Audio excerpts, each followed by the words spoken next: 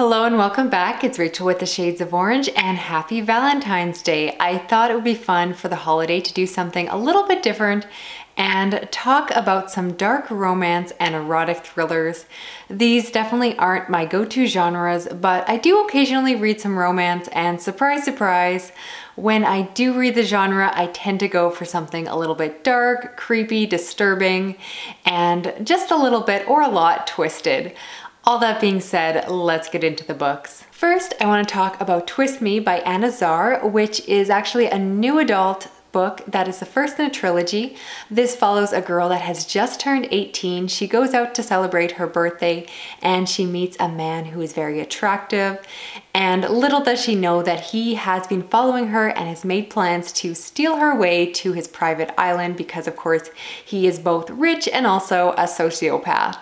And so they go off to his island, and as you would expect from a dark romance, they begin to fall for each other, even though it really should not be consensual because of course he's taking her away. So this, like a lot of the books I'm going to talk about here, are books where you have a potential romance situation, but of course there is a lack of consent going on, so it is actually a rape story in a way, but you have this dark element where there's a bit of fantasy going on where the character is perhaps enjoying it more than she should. So it's definitely a very taboo topic in romance. You don't see this in a lot of the classic romance that you'll see on the shelves, but it is really interesting to read, and not surprisingly, again, it's the kind of romance that I'm attracted to, are the really messed up ones that are certainly going to offend some people. So if this is not your thing, definitely skip over it. I'll say of the books I'm going to talk about here, this is probably my least favorite because I didn't realize going into it that it is more new adult. The main character reads very young and immature, and I just found the book to be a little bit weak. The writing and storytelling was a bit unbelievable, and I didn't love it enough to continue on with the trilogy, but if that sounds up your alley, go for it. Next, I want to talk about a book called Comfort Food by Kitty Thomas, and this is about a woman who right at the beginning of the story has something slipped into her drink and is stolen away by a man who remains silent. He goes into her room where she's locked up and feeds her chicken soup. He refuses to speak, and in order to get fed, she has to submit to his touch. And they have this very slow burning, non-consensual relationship that starts to emerge because she just craves human contact. She craves hearing another person's voice. And so she starts to bend and break. And I really like the setup for this one. I found the first couple chapters just really enticing, how she is getting fed, and I don't know, I think it's a really good setup here. And I did enjoy this one for the most part. I'll say that it has some really good twists and turns, some of which I did not see coming.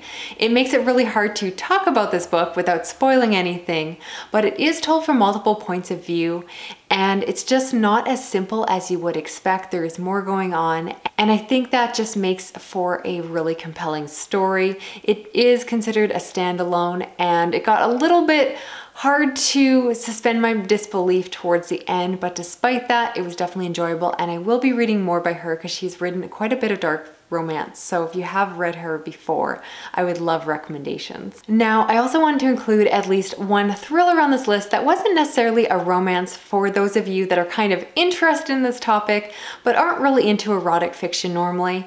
And the book I want to talk about is The Girl in 6E by A.R. Torre. And this is about a woman who works as a cam girl. So she puts herself on camera, strips down, and has sex over the internet for men. And in her role, she does this because she does not want to leave her apartment. She stays inside all the time because she actually has terrible tendencies or feelings where she really desires to kill someone, and she's so afraid that she will act on these feelings, so she locks herself away, and in order to make money, she works as a cam girl. So this book is good for people that are kind of interested in erotic stories but aren't necessarily looking to get aroused by the story itself. It's a really crazy setup, and you really do need to suspend your disbelief. It was a bit over the top for me. Even if you don't know a lot about the cam industry, you will just learn about it a along the way because it's written in a way to kind of inform the reader. So you don't have to have a lot of background in that in order to enjoy or understand this one. And overall, it was just a really fun, addicting read. Not one of my all-time favorite thrillers, but if you just want to fly through a story and enjoy a little bit of kink, this is a fun one. You get to meet some of her potential clients who aren't necessarily the most savory personalities, and the story just gets wild and twisted. And like I said, it's just a fun, fast, addicting read. So if you're looking for something that isn't romance, but has some of those erotic elements, this is a fun one to check out. And finally, the last one I want to talk about is Asking For It by Lilah Pace, which is my personal favorite, so the one I would most recommend as long as you're interested in the topic. This is about a woman who has some very dark fantasies. In order to get off, she needs to fantasize about being raped. And from that synopsis, you know this book will not be for everyone. She ends up going to a party and meeting a man who happens to have fantasies of raping a woman, even though he is horrified of actually doing that in real life. And this is a really good story for a lot of reasons. One being the fact that it really addresses the fact that fantasies are very different than reality. The woman does not want to be raped in real life, but that does not stop her from having these fantasies and does not make her fantasies bad. She actually goes to a therapist because you find out that in her teenage years, she was actually raped, and she worries that her fantasies are caused because of that incident. But this book is actually incredibly positive when it comes to sex, and I was just very impressed by how it dealt with so many rape myths and just busted them, called them out. And it was just a really interesting read for so many reasons. I really enjoyed the sex scenes. I'll say that of the books, this one I definitely found the most enticing and gripping, and certainly was just fun to read.